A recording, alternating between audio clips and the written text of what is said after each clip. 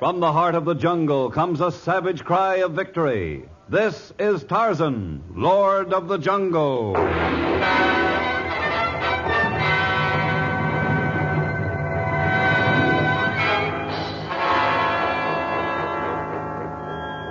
From the black core of dark Africa, land of enchantment, mystery, and violence, comes one of the most colorful figures of all time, transcribed from the immortal pen of Edgar Rice Burroughs, Tarzan, the bronzed white son of the jungle. And now, in the very words of Mr. Burroughs, the story of life or death.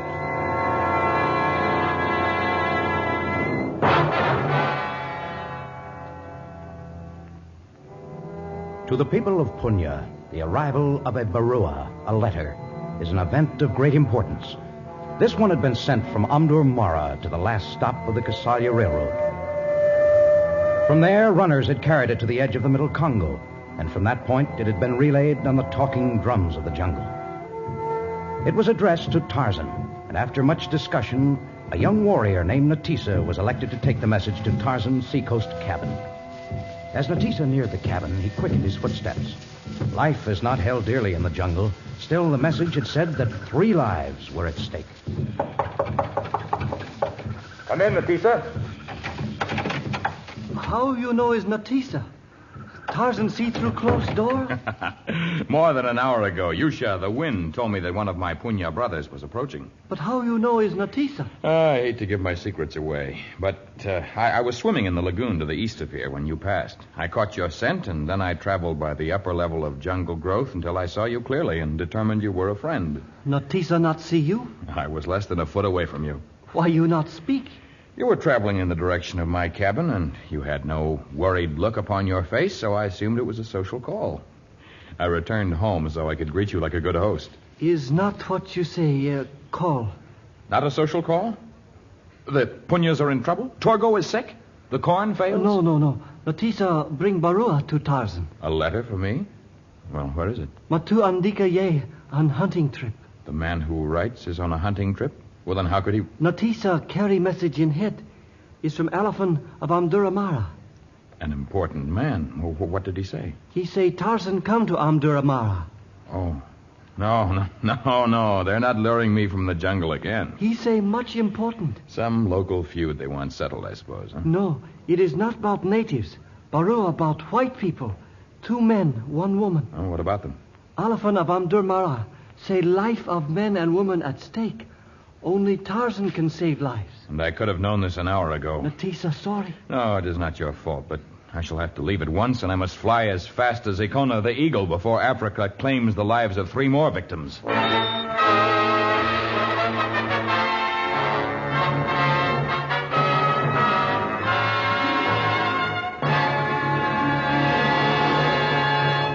In just a moment, we will return to our story of life or death.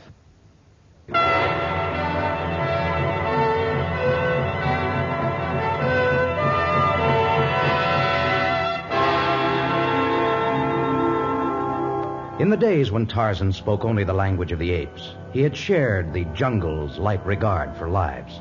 But in recent years, he had developed a quality of mercy. And so he traveled as fast as Bara the deer on his way to Amdur Mara, where the letter had said that 3 lives were at stake.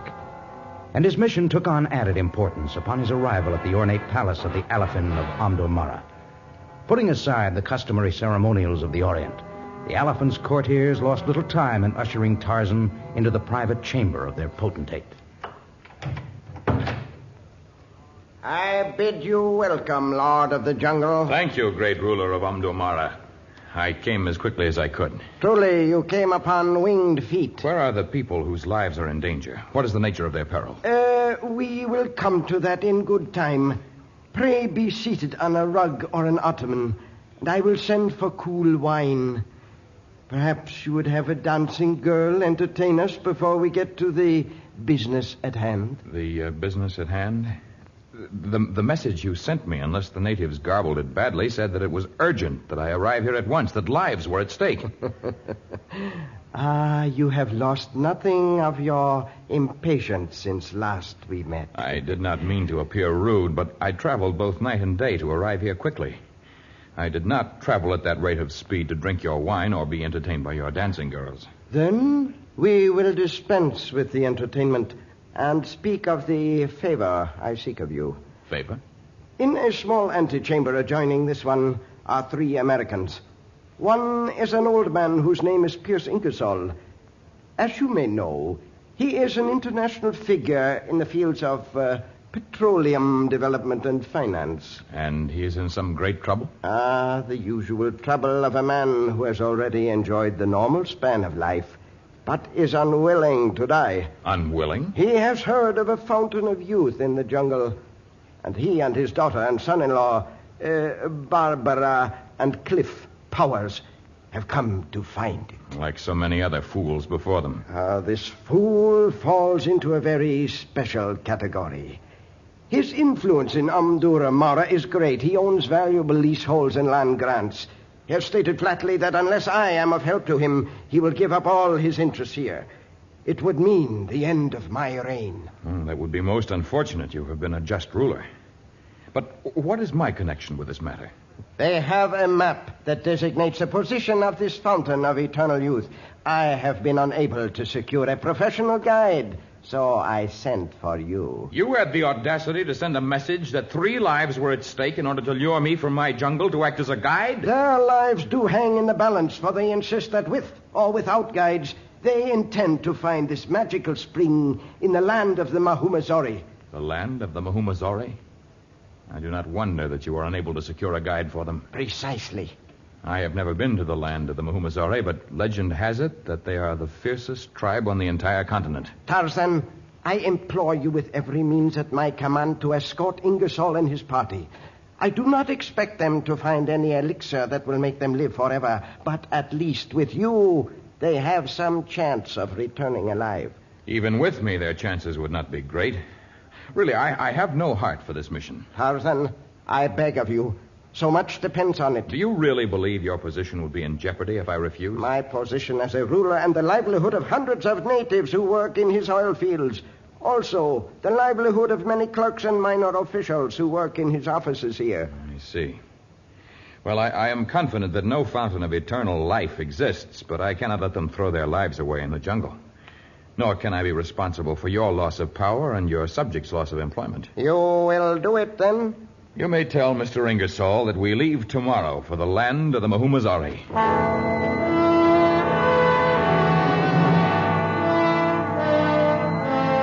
That night, the destination of the safari Tarzan had agreed to lead was whispered in the native huts and the cafes of Mara.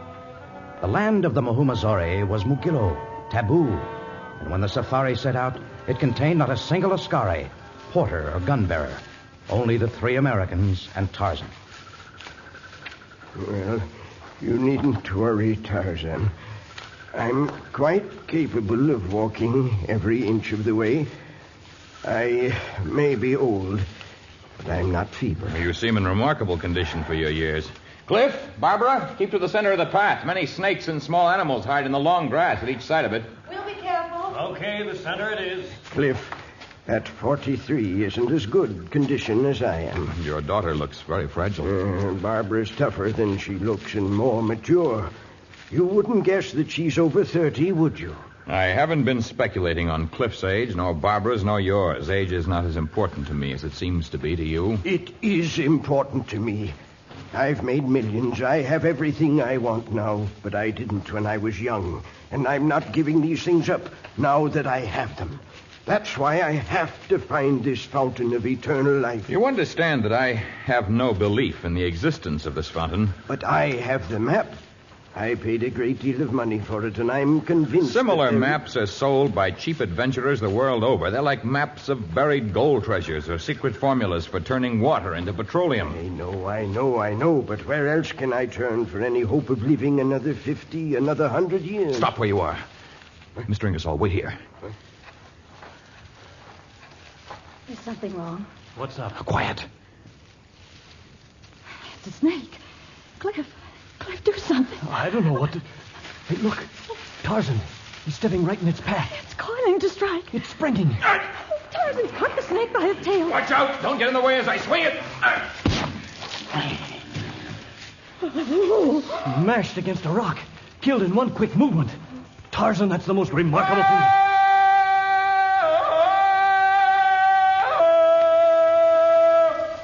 Why did you do that? It is the victory cry of the savage bull ape. I am a man of the jungle. I have lived all of my life here. But can't you see that you do not belong here, that your life and your training have not equipped you to protect yourself in the jungle? We're not turning back. We know it's risky, but we're game. Was that a poisonous snake, Tarzan? One of the most deadly, Mr. Ingersoll. The natives call it the yamolinga. The white men refer to it as the red boomslang.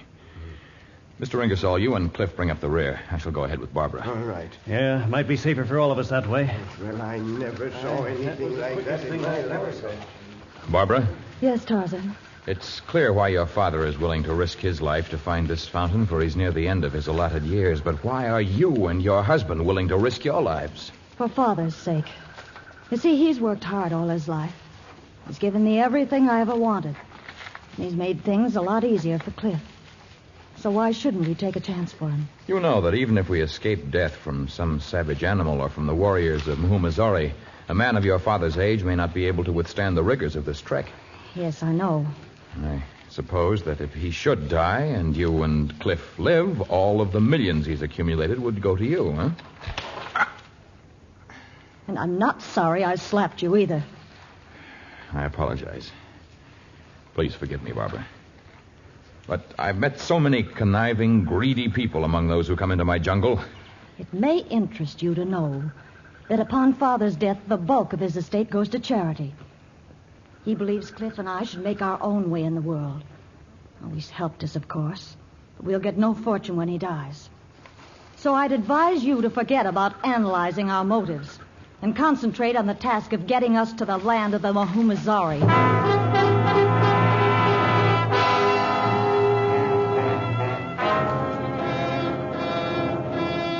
And so the small safari plunged deep into the jungle, into the heart of the Black Congo. Behind were left the last outposts of civilization, and after many weary weeks, they drew close to the land of the mysterious Muhumazori tribe. The strange thing was that no scouts appeared to tell the tribe of their coming.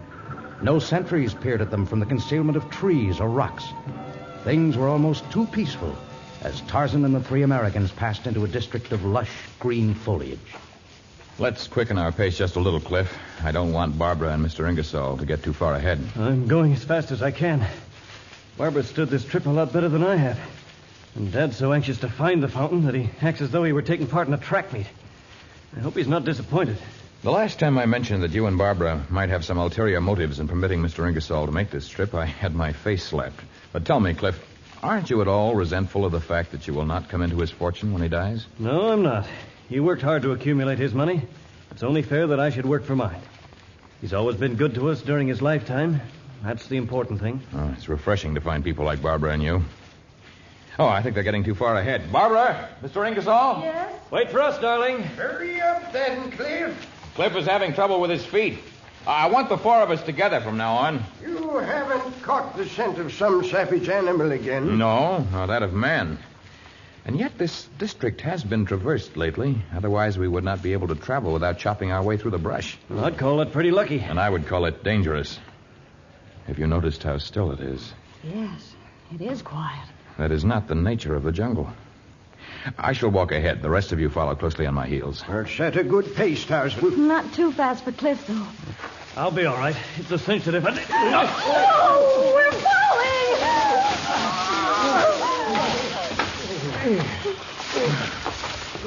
Oh, what's happened to us? Where are we? We're at the bottom of a pitfall. One of the deepest and the most cleverly contrived traps I've ever seen. Mr. Ingersoll, are you all right? I'm not sure. I think so. Barbara? Cliff? I'm all right. Just a little dazed. There wasn't a sign of that trap. The Muhumazoris must have spent months getting the grass to grow over the edges of this pit. Can we get out of it? I doubt it. Must be 50 feet to the surface. If they'd not put these soft boughs at the bottom, we might all be dead. Can't you climb out and then lower a rope or something to us? No, even I cannot scale 50 feet of smooth rock. No, I'm afraid that our search for eternal life will end in a slow death.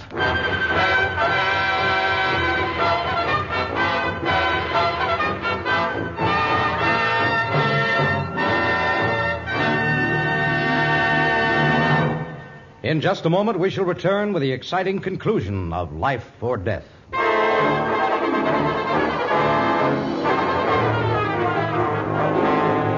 Night found Tarzan and his 3 companions still at the bottom of the pitfall. Tarzan was worried, of course, but it did not affect his keen senses and his animal alertness. Although the night was black as ink, he became aware of hundreds of eyes almost before they approached the pit and stared down over the edge. Speak, man of Mahomazore. Someone's up there. Hundreds of natives, but I can't make out their features in the dark. I can see eyes. It could be animals. Animals? No, they're the eyes of men. They're too cruel for the animal kingdom. Speak, man of Mahomazore. Tell us why you hold us prisoners in this trap. You enemies come steal secret of fountain. The fountain. Did you hear that? It is true we desire to learn of the fountain, but we are friends who have brought you presents of Americana cloth and beads and salt with which to repay you. Pass up all bows, knives, other weapons. Then bring up chumley and other presents. We lower ladder of rope. Come one at a time. Our warriors watch. Do not try escape. I shall go first. Cliff, you bring up the rear and make no sudden movements. Natives act first and think afterwards.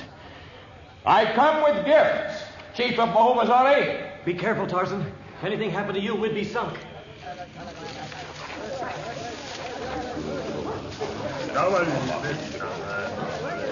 Here, our only weapons. Bring presents up. I have some in my pack. The others bring the rest.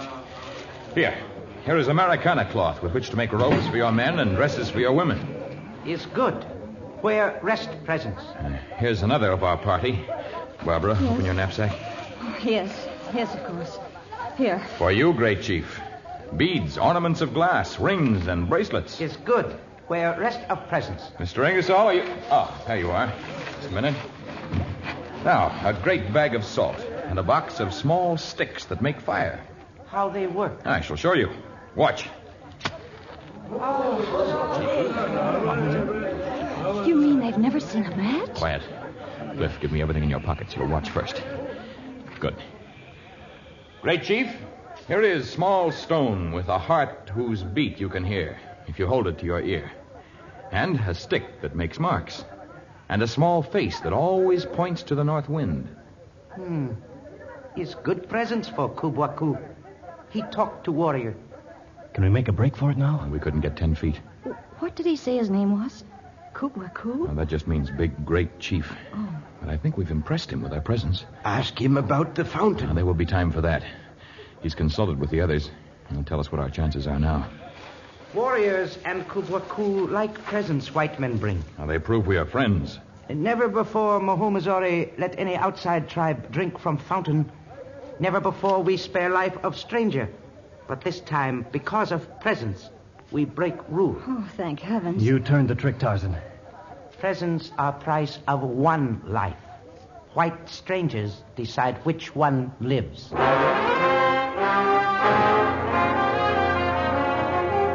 Tarzan and the others were made to march single file, and curious natives crowded about them as they entered the kraal. There was no sign of the Fountain of Youth, but one thing impressed itself on the minds of each of the prisoners. Nowhere in the village was there anyone who appeared to be more than 30 years of age. The prisoners were herded into a small, well-guarded hut, but they were not overly worried about their fate. Their minds were too intent upon the thought that this was indeed the land of eternal youth. Tarzan, what was the Kubwaku mumbling to you about? Well, he merely enlarged upon his statement at the pit. He says they will allow one of us to drink from the fountain and to leave this land unmolested. The rest of us will die. Do you believe they have a fountain? Of course they do. Did you see any old people in the village? The Kubwaku seemed about the oldest, and he couldn't be more than 30. He claims to be nearly 360. He's the oldest of the tribe. 360. You see, I was right all along. It won't do you much good, Dad. Surely you wouldn't select yourself as the one to live. Why not? Why not? Because you've had your chance at life. Barbara and I are still young. It should be one of us. One of us? You mean you're not withdrawing in my favor? You are my husband. Sure, I'm your husband. The guy who married the Ingersoll heiress. For all the good it ever did me. Cliff! Well, let me tell you something. If I get the secret of the fountain, I'll make my own fortune. I'll make the Ingersoll millions look like peanuts. Oh, well, I'm certainly glad to know how you feel, Cliff. But don't forget, when it comes to a vote on who lives, I can count on my own father. Just imagine going back home, being the only woman in her crowd who grows no older. No gray hair, no wrinkles. No losing of my husband to a younger woman. What do you mean? Oh, I knew about that Hayes woman. Children. Yes. Let's hear what Mr. Ingersoll has to say now. It's just this. I organized this hunting party, I secured the map, and I financed every penny of this safari. If anyone's going to learn the secret and return home, it's going to be me. Well, looks like a tie vote. Unless Tarzan's going to be the only noble one here. Nobility would avail me no more than you. Do you hear that drum? Yeah? What does it mean? It is the drum of death. The promise of the Kubwaku that one of us should live was a hollow joke. When their celebration has reached its peak, we shall be led to their ceremonial place, tortured, and then killed. Perhaps within sight of their fountain of everlasting life.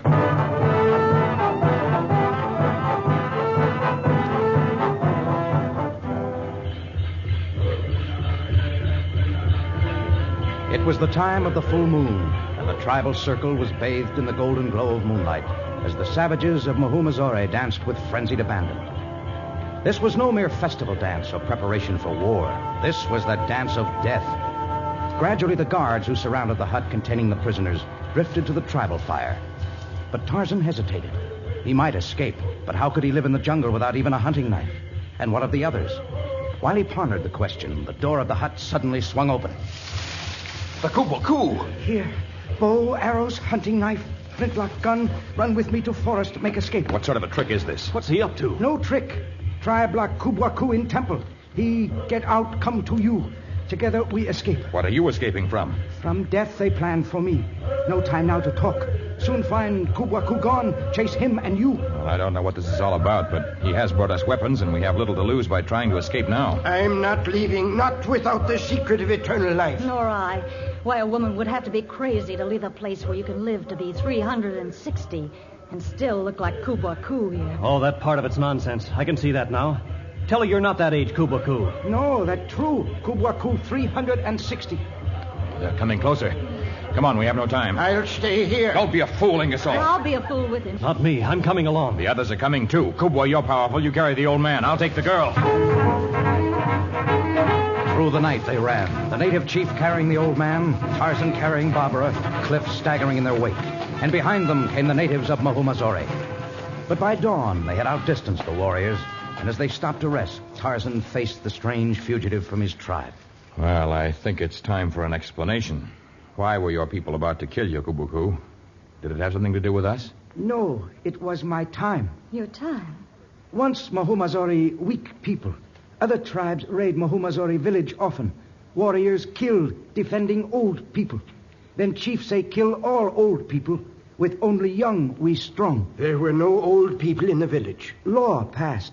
Soon only young people in village. We make up story about fountain of youth. Other tribes think we have great secret, great power. They afraid we live in peace. Then there is no fountain? No. But you said it was true, that you're 360. Is true. Today, Kubwa has day of birth. Your birthday? Kubwa think they not kill him because he chief. But law is law. Every member of Mahumazore die when he reach 360. Only young men live. Now, this is getting crazier and crazier. You can't tell me this man is 360, or that men of his tribe are young until they're 359 without some fountain or something. At last moon, when Kubwa 359, he's still young. What strikes you as so terribly funny, Tarzan? The solution to the secret of the Mahumazore.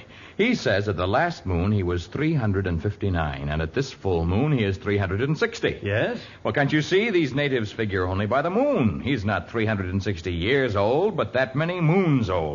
You'd have to divide that number by 12. He's 30 years old. And had he died at 30, according to the customs of his tribe, all of us would have died seeking that which does not exist. A magical elixir to keep us upon this earth longer than the span allotted by the great chief of us all.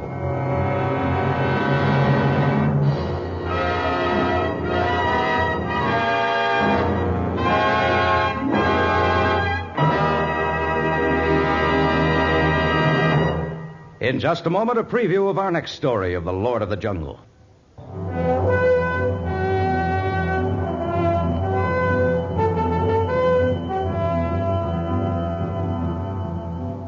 One day in 1867, a child who lived on a farm near Africa's Orange River found a pebble that glittered pleasantly in the sun.